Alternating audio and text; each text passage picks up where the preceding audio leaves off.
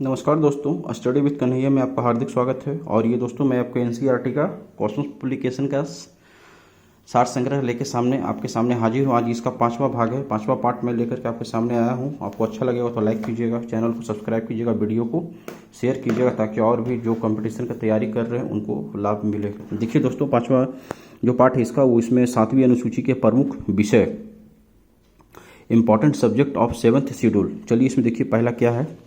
भारतीय संविधान के अंतर्गत सिविल प्रक्रिया संहिता किस सूची का विषय है? तो समवर्ती सूची का। जनसंख्या नियंत्रण और परिवार नियोजन तथा आपराधिक मामले भारतीय संविधान की समवर्ती सूची में सम्मिलित है। शिक्षा किस सूची का विषय? तो समवर्ती सूची का। शिक्षा प्रारंभ में राज्य सूची का विषय था, इसे 42वें संविधान संशोधन 1976 के द्वारा समवर्ती सूची में स्थानांतरित किया गया था। भूमि सुधार किस सूची का अंतर्गत शामिल है? तो राज्य सूची। रेलवे पुलिस किस सूची का विषय? तो राज्य सूची का। और अगला देखिए इसमें क्या, आर्थिक नियोजन की सूची का विषय? तो समवर्ती सूची का। कृषि भारतीय संविधान की किस सूची से संबंधित? तो राज्य सूची से।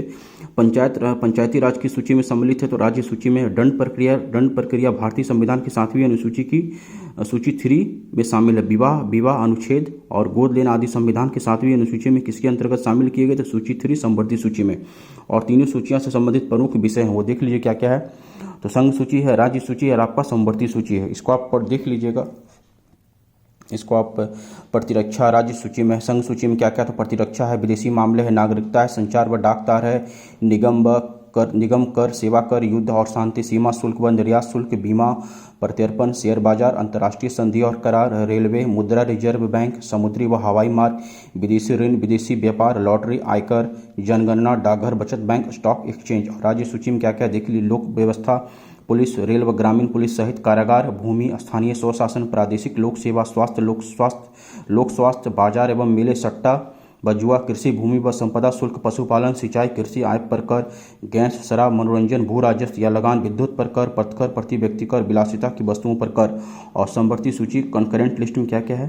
तो दंड विधि, प्रक्रिया विधि, आर्थिक व सामाजिक योजनाएं, शिक्षा, वन, विवाह अनुच्छेद, कारखाने, मजदूर संघ, खाद्य पदार्थों व अन्य पदार्थों का मिश्रण, जनसंख्या नियंत्रण व परिवार नियोजन, न्याय प्रशासन, संपत्ति का अर्जन व अधिग्रहण, विद्युत, बाट माप, वन्य जीव जंतुओं का संरक्षण, समाचार पत्र, पुस्तकें और मुद्रालय, स्वच्छता या औषधालय, औद्योगिक विवाद, उत्तराधिकार विधि, वृत्त, चिकित्सा वृत्तियां, कीमत नियंत्रण, जन्म मरण पंजीकरण। इसका हम ऊपर से आप एक ओवरव्यू ले लीजिए। और ये नीचे जो है वो वर्तमान में संघ सूची में 100 विषय, राज्य सूची में 61 विषय और समवर्ती सूची में 52 विषय शामिल है। इसको पलटते हैं, देखिए क्या है इसमें। अगला जो है आपका उद्देशिका है, प्रियम्बल।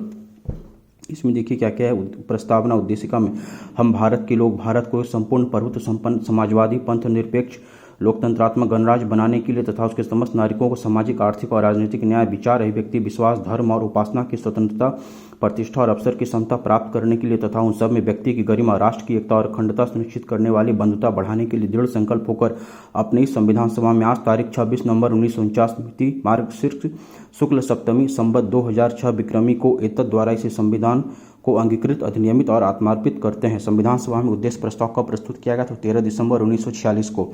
भारतीय संविधान का कौन सा भाग भारत को एक धर्मनिरपेक्ष राज्य के रूप में वर्णित करता है? तो संविधान की प्रस्तावना। भारतीय संविधान की प्रस्तावना में भारत को एक सार्वभौम समाजवादी धर्मनिरपेक्ष प्रजातांत्रिक गणतंत्र के रूप में घोषित किया गया है। सर्वोच्च न्यायालय द्वारा ऐसे किस विवाद में कहा गया कि अनुच्छेद 368 के अंतर्गत संविधान की प्रस्तावना में भी संशोधन किया जा सकता है, परंतु यह मूल ढांचे का उल्लंघन करने वाला नहीं होना चाहिए। केशवानंद भारतीवाद 1973। भारतीय संविधान का कौन सा भाग संविधान की आत्मा कहलाता है? उद्देश्य का, प्रियम्बल। कल्याणकारी राज्य का उद्देश्य अधिकतम जनसंख्या के लिए अधिकतम कल्याण सुनिश्चित करना है। भारत एक गणतंत्र है, इसका क्या अर्थ है? तो भारत में वंशानुगत शासन नहीं है। भारत के संदर्भ में धर्मनिरपेक्ष शब्द का सही भाव क्या? तो भारत में राज्य का कोई धर्म नहीं। उद्देशिका में सम्मिलित सामाजिक, आर्थिक व राजनीतिक न्याय के तत्व किससे संबंधित? 1917 की रूसी क्रांति से।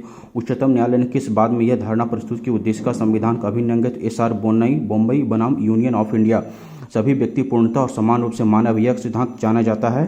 सार्वभौमिकता का, भारत में लौकिक सार्वभौमिकता है क्योंकि संविधान की प्रस्तावना आरंभ होती है हम भारत के लोग, be the people of India शब्दों से। लोक कल्याण शब्द भारत के संविधान की उद्देशिका में नहीं है बल्कि राज्य के नीति निर्देशक तत्व का भाग है। किस संशोधन के द्वारा भारतीय संविधान की उद्देशिका में संशोधन किया गया? तो 42वें संविधान संशोधन के द्वारा। भारतीय संविधान की प्रस्तावना में जिन आदर्शों एवं उद्देश्यों की रूपरेखा दी गई उसका विस्तार कहाँ है? मूल अधिकार और राज्य के नीति निर्देशक तत्वों नीति निर्देशक सिद्धांत एवं मौलिक कर्तव्यों के अध्याय में राज्यों का सबसे महत्वपूर्ण तत्व क्या? संप्रभुता, समाजवादी, अखंडता और पंथ निरपेक्ष शब्द संविधान की प्रस्तावना में किस संशोधन द्वारा सम्मिलित किया गया? तो 42वें संशोधन के द्वारा। उद्देशिकाओं को राजनीतिक जनपत्री की संज्ञा किसने प्रदान की? जैसे के एम मुंशी ने।